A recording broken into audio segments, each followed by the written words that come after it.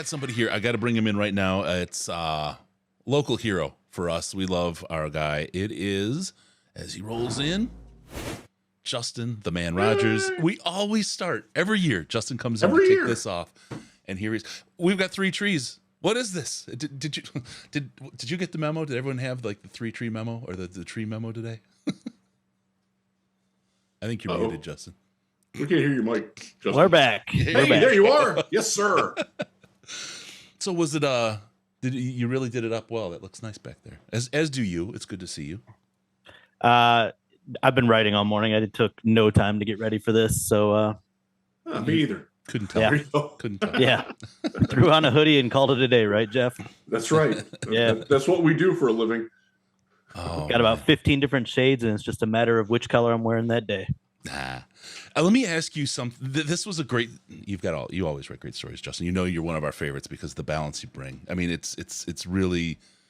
You kind of draw this line of and I'm not saying you're old because I've got you in that department, but I think back to the old kind of the lark from the movies, the old black and whites, or the fedora with the press card on the top, just the facts, like going in and just really reporting the absolute reality and letting people walk away with their own opinions. You do some really, really great work. You're absolutely my favorite in Detroit media, and I've told you that before, and I don't want to butter your muffin too much here because your head will get bigger, but you did a great story about Jared Goff and the two minds of Jared Goff and people coming around. Can you talk a little bit about that? Because it was, some people, there's the paywall, they couldn't see it. I think if you talk about it, you might be able to get them on the other side of that wall. Yeah, it was interesting because it sparked a press room debate yesterday, and we kind of got going, and I said, damn it, guys, you've put me in a position where I have to defend Jared Goff. And it's not a spot that I ever wanted to be in, expected to be in, but here we are, right? And it's a complicated discussion when you get into the quarterback position. It starts with the individual talent, right? Can the guy do the job? And then you start looking at what are your alternatives. And I think the confluence of everything is Goff is kind of boiled down to their best option moving forward. And I think that probably even became a little bit more true with Baker Mayfield leading a 98-yard drive and pushing that draft pick down a little bit further, probably. So, look, when the Lions have had reasonable health this year, they don't have to be at full strength, but reasonable health, they're averaging 30 points per game, right? And so I look at that and I say, yeah, Jared Goff's skill set has flaws. Deep pass, it's not his strong suit. Pressure, doesn't deal particularly well with pressure. Does he have a propensity for making a big turnover almost once a game throughout his career? Sure does. But he's getting the job done, and he's getting the job done in a really effective way. And it's not just the recency bias of 8 drives, 8 scores that the show they put on in Jacksonville. It's the totality of this year when the lineup has been healthy. And people are coming at me from all different angles, but one of the common criticism is, well, he needs it perfect. Well, I don't think that's true, but I also think most quarterbacks need to be surrounded by the talent on their team to succeed, right? Like look at the reason Jalen Hurts and Tua Tagovailoa have taken off this year. It's because they were supported with the personnel they were given in the offseason. Look at Aaron Rodgers, MVP, all-time great, one of the most efficient quarterbacks in NFL history. You take away his best weapon, and he has fallen off a cliff. Yep. And so, yeah, the Dallas game and the New England game were terrible, but look at the circumstances. Amon-Ra St. Brown, busted up ankle, completely ineffective. I don't have his numbers in front of me, but it's only like 5 catches for 40 yards in those 2 games. No DJ Chark, so that's your number 2 weapon. No Swift, that's your primary back, top backfield option. Yeah. So if you give Goff a reasonable line, and the Lions have had a pretty good line all year, even with Vitae being out and some of the revolving door issues they've had at right guard, and you give him some semblance of a passing game arsenal and a backfield arsenal, like, he can get the job done. He proved it in Los Angeles. I know we're 4 or 5 years removed from his peak there, but I think in a lot of ways, the Goff we're seeing this year is very similar to the 2017, 2018 Goff of those teams. Yeah, and his deep ball is a lot of people are critical of it, but he can't. It's one of those things he can, and does he always? No, but I think back to the Rams and the KC game, and he had a great deep ball in that game. It was that was one of the. I mean, if you think back, that was one of the most fun games I think I've watched that was not Lions over the years. And it was like NFL Blitz come to life. It really was. He could deliver it, and so the hard part about Jared Goff, and I think this is what really causes a lot of problems from people, is you don't know what you're going to get. That one per game you talk about, and it's bad when it happens. It's the 360 no scope throw. I get what he was after, but boy, it should have been a throw just straight to the sideline. He should not have tried to complete. He completes it. All of a sudden, he's a superhero. I get that, but that just was not the play. And that seems to happen with him. Like you said, that one time a game, and it's just people talk about Patrick Mahomes and folks like him. That's the kind of quarterback you need. Well, there's only 2-3 guys like that in the league. If that's what you need to win, let's pack it in, boys. Let's just keep drafting every year until we find Patrick Mahomes. Otherwise, you just can't play football. Well, and there's plenty of franchises that have chased that, right? And Cleveland and Buffalo are two prime examples. And how many times did Buffalo miss before they finally landed Josh Allen, right? And you bring it up. There's only a couple guys, and so I look at the top of this draft.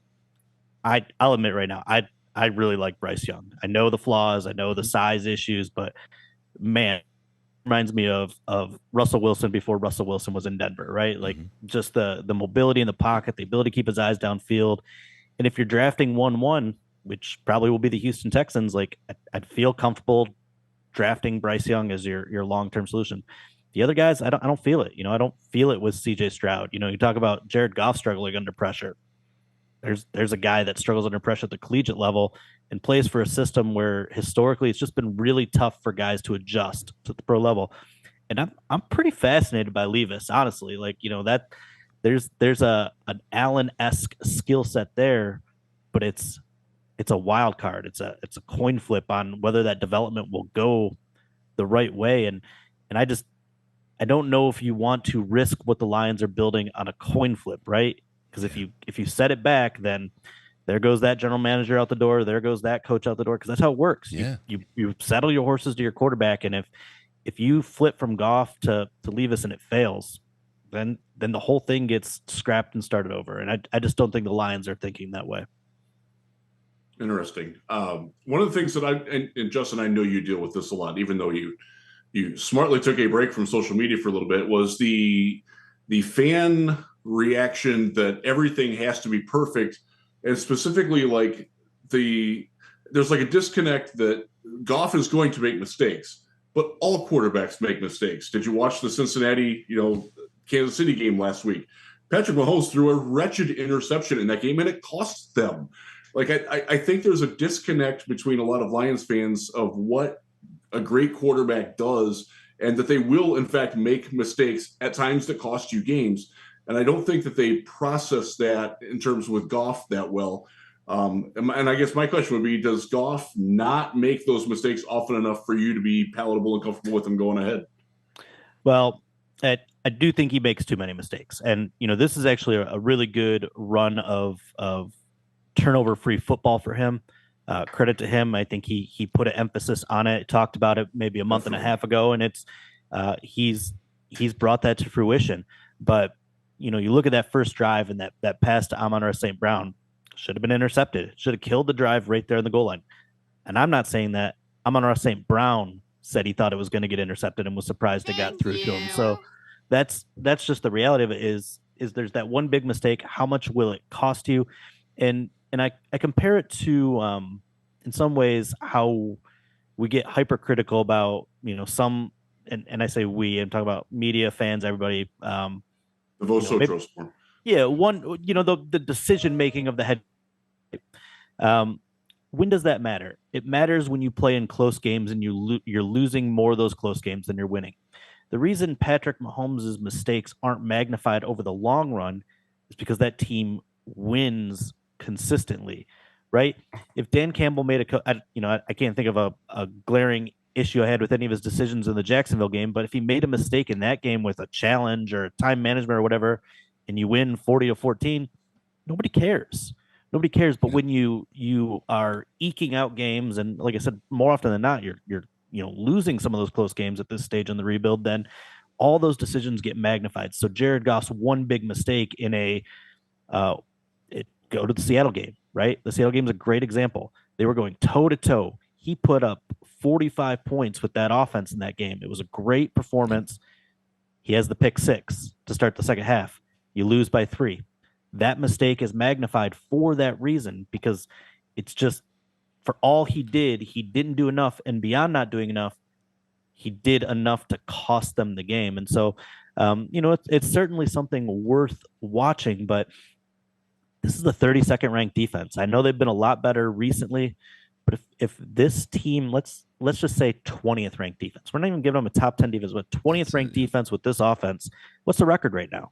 I mean, I think they're certainly sitting in a playoff spot at this point, and we're going, whoa, like this thing's really running the corner. So when I look at resources that you can use and high draft picks you can use this year, I'm continuing to build that defense. You see some young pieces there turning the corner. You add more to it, whether, I think Jalen Carter, in my opinion, is the piece they need, just by need more than anything. But you had a Carter or a Murphy or a Will Anderson, or one of those top defenders, or hell, use both of those first round picks for defenders, and you get that to a middle of the pack defense with the continuation of what this offense can be. Like, yeah, that's the next step in the progression of this rebuild. Yep. This has been my point, Justin. I'm so glad that a guy as smart as you is I can kind of waddle through that wake. But the part of the thing is, with Jared, there's a guy, right? I mean, you think of the first 3 games of the season, we put up more than enough points every one of those games to win each one of those games. And it's the defense. It was absolutely the defense couldn't get a stop. We couldn't make the other team punt, which, by the way, we haven't punt for 2 weeks. I don't know why we're paying Fox so much. But anyway, we couldn't make the other team punt. We could not stop them. Yet Jared Goff throws a pick 6, or Jared Goff makes a mistake. There's a name. You can attach a name. To say this whole defense is a lot harder than being able to put a name on it. And I think that's part of it, because it's convenient and easy. And the quarterback is the person you see on the offense, and it's the big mistake that you see. So it's glaring at you. And I think it's really smart about how teams that win. Patrick Mahomes doesn't get called out for his mistakes. Tom Brady's under a little bit more scrutiny, because I think people are between the Tom Brady and Bill Belichick, who was it really, versus, it was probably a pair. But I think that's a really strong take. One of the other parts about Jared Goff, I think people miss out on, and I think this is really important, and it's the separation of the football player and the man. And this is where I think a lot of people cross lines that probably they shouldn't. And I get there's passion and all that, but Jared Goff, when he came to Detroit, or when he was traded to Detroit, before he took a snap in practice, he had his people out here from his foundation setting up and figuring out, how can I help the city of Detroit and the people of the city of Detroit? And as a man and as a human being, that's why he's up for the Walter Payton Man of the Year award. He is a man of a great heart, of great, integrity, wanting to do what he can. It's his first step into the city, is to try to help. He didn't have to do that. There's no reason. He could have taken all that money and walked away and just sat at his house and said, I'm going to play whatever I can play. I've got a supermodel wife, or wife to be, and I'm going to move on. That's it, right? But he didn't. He took the extra step, and he's done a lot of work, and there's a man there. And I think that's the other part beyond Jared Goff, the other players. People, I wish they would separate the man from the game, because there's a lot of kind of overlap there that probably shouldn't be there. But Jared Goff is... I'm so with you on the draft side. Build out that defense, and I mean, just those 3 games alone, right? All of a sudden, we're an 8-win team right now, and nobody would have expected that. Nobody on the face of the earth would have expected that. Right. Look, if there was a viable draft option, I would be more flexible in this opinion, right? Like, if the Lions were in position to draft Caleb Williams next year, yeah, that's a conversation you have. But he's fun. I mean, he really is, and like, look at. you look at the Colts when they grabbed Andrew Luck and bounced on Peyton Manning. Like there's certain times there are these clear and obvious number one caliber quarterbacks, and probably the last one we saw was Trevor Lawrence. I know it hasn't worked out quite well, but you're starting to see it kind of there. He played for Urban Meyer for a year, right? So you can just scratch that up. That'll set. And yeah, I don't know. Who knows how many times he got kicked. Burrow, Luck, like there's these guys that are just clear cut number one franchise guys, and I don't see it in this draft. And we could talk about Williams in 2024, but if the progression continues to go the way it's going to go, Lions are going to be drafting in the late middle of the first round, and they don't have a second first round pick. So it's just why I think that it's easiest to stay the course, and I think it's the best short and long term solution. And if you get to that point where you're the Rams were, a year ago, and you're on the doorstep, and maybe you feel like he's the one piece holding back, then by all means sell out and find a way. We're seeing more and more teams are willing to put viable star quarterbacks on the trade block. There are ways to acquire them. You can go all in the draft in one way, shape, or form. So, but the last thing I'd like to say about Goff, and it kind of goes to the person element of it, and I've certainly been guilty of kind of making this generalization myself, but you say, oh, the Rams gave up on him, so that says all you need to know. And I mean, I understand that point at its base level, but what I've slowly come to realize is the human element of it. And there was a McVay Goff chemistry issue, right? And McVay didn't believe in him, and if your coaching staff doesn't believe in you, then it's just not going to work. And who knows how long Ben Johnson's going to be here? It's certainly looking like he's going to be deserving of head coaching opportunities, but the support that Jared Goff gets here, and he's a guy that needs it. Honestly, he's a guy that kind of needs to be emotionally elevated by his leadership, but he gets that from Brad Holmes, from Dan Campbell, from Ben Johnson. He is respected. His input is taken into consideration. I'm sure if he wanted to get involved with personnel, they would allow him. And I think that, is going to lead to you getting even a better Jared Goff potentially than even his best seasons in LA. So I want to talk about the defense for a little bit, because I think in all the talk about the quarterback, we're forgetting that this defense has really, really perked up lately. And I go on a lot of radio and podcasts, and I get asked the same question. So I'm going to ask it to you because I want to hear a different answer than my canned one. What's the number one thing that made the defense turn around from being terrible to being acceptable in your eyes? Jerry Jacobs, obviously. Yeah, that's it. That's right. I knew that'd play well here. Look, I think he's part of it. Yeah, I think Aaron Glenn's a smart guy. I think he came into this season with a vision for how the players would fit. And we hear all the time, like, the great coaches don't try to shoehorn talent into a scheme. They mold the scheme around the players. And it was he's made this point, and when he said it, you just kind of sit back and go, oh, yeah. They had 2 carryover starters between year 1 and year 2 in Alex Anzalone, who, whatever. He's he's fine. Well lately. He's playing really well lately. I've long called him like a replacement level player in terms of skill set, but absolute leader on the defense, getting people organized, communicating. And he has flashes. Like there's a skill set there. And then there's Aleem McNeil, who second year player, still kind of growing and developing. And honestly, he's playing a new role this year. So you got 9 new players, and you're trying to figure out all their skill sets. And it's a hypothetical at first. And I think what Glenn realized through 5 games, and I guess we all realized, was maybe my vision for how this all fit together didn't quite work on an individual level, on a schematic level, on a team level. And so they went in and they made adjustments. They made adjustments to the coverage schemes they were using, a lot more cover 3 and cover 1 versus cover 2 and cover 4, and a lot less man coverage. Just talking to some of those guys, like that's been a huge thing to unlocking Deshaun Elliott in the second half. Yeah. Like they're playing things that he's just much more comfortable in, and you can see that. I think Jerry Jacobs returning was important, right? Like he not only did he bring a skill set needed and a toughness needed, but like just a swagger. I mean, the guy plays with an incredible energy and swagger that I think his teammates feed off of. And then you've got young players that are just kind of turning a corner, right? Like Hutchinson is playing better. Yeah. Derek Barnes, I might have been on like the edge of like just punting on Derek Barnes as like a viable piece. He's playing awesome.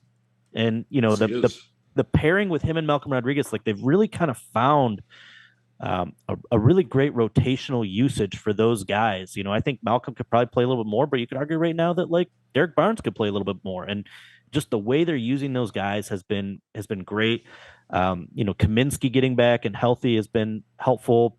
Pascal, you know, when before he got hurt was you know, giving them a strong side edge they didn't have. So it's this combination of just like schematic changes, young guys getting some experience and kind of learning from the mistakes they were actually making on the field, as opposed to, you know, knowing what they're supposed to do. You have to sometimes see it and experience it to fix it.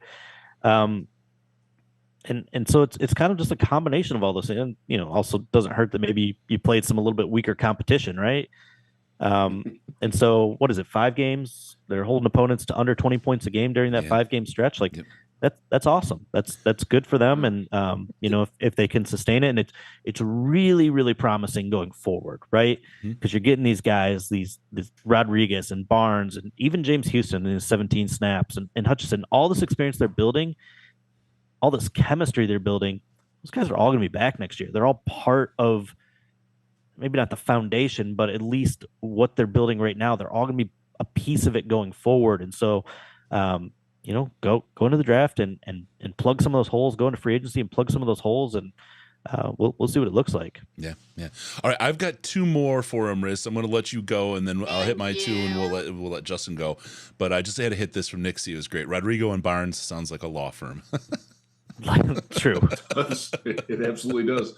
I'm going to ask you, since you're in Allen Park and I can't get over there, what's the deal with Romeo Okwara? Are we going to see him? Is he going to play? And what kind of role is he going to play this week and going forward for the rest of the year?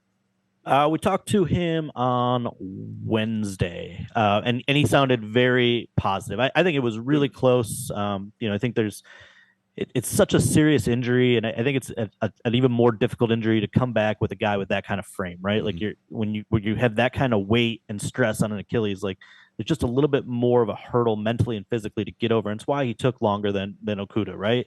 But you know, talking to him Wednesday, he didn't say yes, but like all but yes, it sounds like he's gonna be back. And you know, look at the Lions' history, right? Like this coaching staff, this front office in particular, have been very conservative about how they've reintroduced long-term injuries to the lineup. So I think 10 or fewer snaps is probably likely. Probably a lot of single situations. I'm guessing pass rush, because I think that's where they really, you know, obviously need some juice, but they also respect what he's bringing to the game. Probably a little less physically strenuous than trying to hold up a gap against an offensive tackle. So, you know, I'd probably say 8 to 10 snaps, pass rush situation, and like everybody else, it's going to be kind of a slow build up from there.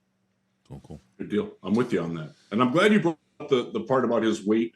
So that's something that I've been trying to stress, is that, you know, not every body is the same. Not every body is going to recover the same.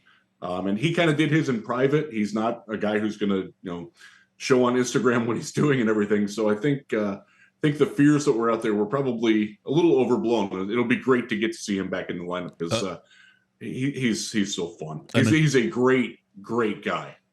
I think one of my favorite highlights. Sorry, really quick, Jeff Okudah recovery is 180 degrees from a Romeo Okwara recovery. They're just 2 different sets of 2 different worlds to experience. Sorry, Justin, go ahead. No, it's unreal. I mean, the recovery that Okudah's had at a position that requires explosion, for him to have the season he's had, at this point, it's so deep in the season, I've taken it for granted, because he came out of the box so hot. I mean, that Justin Jefferson game week 3 was just kind of a coming out party for Okuda. It's been amazing. But just really quickly on Okwara, there's that one highlight where he's got a guy just like in a long arm, right? He's just got an arm into his chest, and Okwara's arms are so long, and it's just locked into the guy's chest, and the whistle's blowing, and he's just holding it, and the guy's like trying to get Romeo's arm off him, and he's clearly not letting go, just establishing dominance. And the guy had to basically do like a full-on karate chop to break the grip, and even then, like Romeo wouldn't let it go, and I don't know, it still makes me laugh. That's awesome. Let me ask you a little bit about a little bit of inside baseball.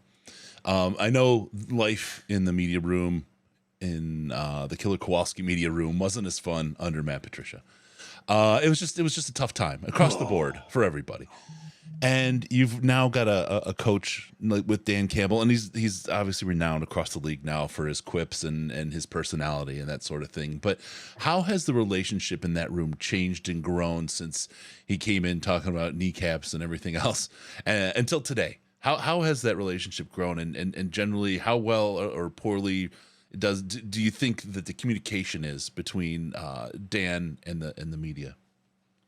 Yeah, the job is the job, right? Like it's always the same. It doesn't matter who's in that chair or at that podium. We're gonna ask the same questions, and we're gonna talk to the players the same way, and write the same stories, good and bad. Like it just doesn't matter who's there. We still have a job to do, but the difference between a 15-minute session with Matt and Dan is, when I ask a question, regardless of the topic, I would say I got a worthwhile answer from Matt 10% of the time, and I get a worthwhile answer from Dan probably 75-80% of the time. Like he's getting a little bit better about maybe not saying everything that's on the has said, which is good for him, but not always good for me. But it's sometimes it feels like he's incapable of lying. Like he's just he has a genuineness about him, and he just doesn't want to be that guy to lie or BS you. And so when he doesn't want to answer a question, he kind of talks around it, but he answers so many things directly and thoughtfully. And it just it makes the job easier, I guess, knowing that there's a legitimate respect there. Like I never felt like Matt Patricia respected what I did. He may have told me he respected what I did, but I always felt like the media was a nuisance, an obligation, people that were below him, and that's fine. Whatever. I can't do his job, and there's plenty of jobs I can't do, but I think you could still, have a base level of respect in your human interactions, and that was not always there. And I'm sure he would tell you it wasn't always there the other way. And with some media members, I'm sure it wasn't. But with Campbell, I feel like there's a genuine respect for what we do, and I think extends to his respect for the fans and the respect for the community. Like, he played here, and he kind of knows the anguish and the agony of this franchise, and he has gone as far, I guess, to embrace it is maybe not the right term, but at least not ignore it.